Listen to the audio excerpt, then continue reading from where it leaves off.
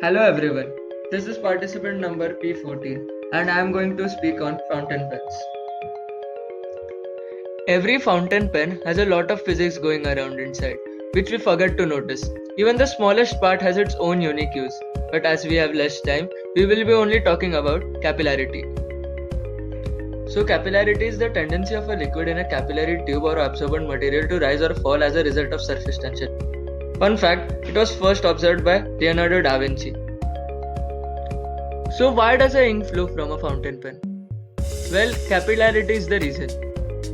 But for capillarity to occur, surface tension plays an important role. Now Professor Binod will continue from here because physics is about to get dangerous. Disclaimer, please watch at your own risk. Surface tension determines the degree and style of contact with other materials. This spreading of liquid skin causes rise or suppression of the liquid between two plates with narrow enough distance. This causes the capillarity action.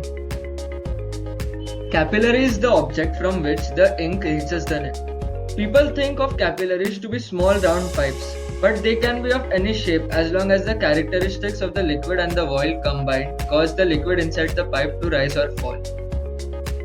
Let me turn into my superhero form to do this experiment. So here we observe the water level in the capillary tube is higher than the glass. Narrower the tube, more is the water level. Now let's see an awesome graph which tells us how the diameter of the capillary affects the height.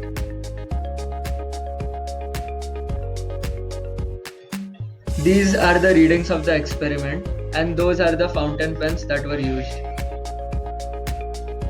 After calculating, I got this equation.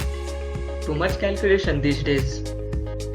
So people think that the water rises more in the thin tube as the area of cross section is less and the air pressure causes less force pushing against the capillary force of the liquid.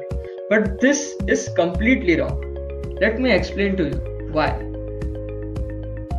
So the air pressure is constant all over the arrangement. Comparing two capillaries with one being twice as thick, the surface area doubles and so does the surface action to support the liquid column. However, the volume and therefore the weight quadruples. So the rise reduces as shown because weight grows by the square of radius. The fun fact here is that the rise edge does not change even when the capillary is tilted. So after doing this tiring experiment, we understood how the width of the capillary has a big influence over height. This principle is most commonly used in throttling devices in the cooling systems where the capillary tube is a copper tube of very small internal diameter. Thank you.